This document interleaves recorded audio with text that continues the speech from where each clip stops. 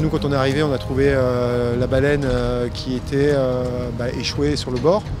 Dans peu d'eau, elle avait 1,50 m d'eau sous elle et elle était relativement calme. Il y avait des moments où elle s'agitait, où elle paniquait, mais globalement elle était plutôt calme. Il y a eu une discussion permanente entre les entreprises qui avaient les moyens logistiques pour intervenir.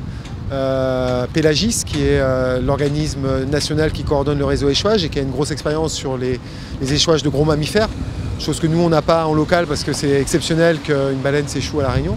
La dernière c'était en 2007, donc voilà, ça faisait 11 ans.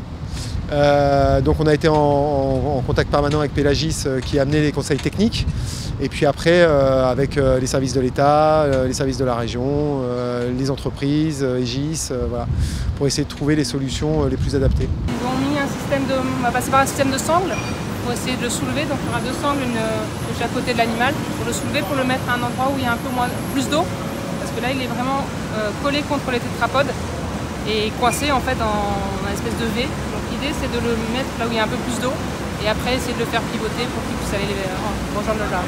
Oui, c'était une opération délicate parce que qui s'est passé beaucoup mieux que ce qu'on espérait même. Parce qu'elle devait être faite en 2 temps normalement. Il y avait eu le premier grutage qui était vraiment délicat parce qu'ils étaient en bout de portée et en limite de portage pour le poids. Et donc qui consistait à retourner l'animal et à le mettre côté large.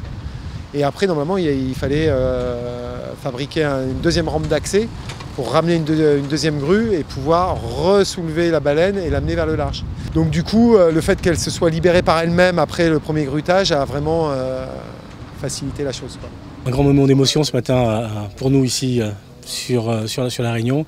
Et je pense que l'ensemble des Réunionnais ont dû suivre ce qui s'est passé avec ce baleineau ici qui s'est échoué sur la côte avec beaucoup d'attention. Et on arrive à un moment qui est un moment plutôt d'heureux dénouement, puisque après plusieurs heures de travail, de mobilisation de l'ensemble des équipes sur la responsabilité de l'État et de la DEAL, donc on arrive à ce que ce baleineau enfin retrouve le sens du grand large. Donc c'est une belle prouesse et puis surtout la démonstration que le plan qui a été mis en place, prévu pour l'échouage de cétacés sur toute la côte réunionnaise. Donc ce plan-là fonctionne plutôt dans de bonnes conditions.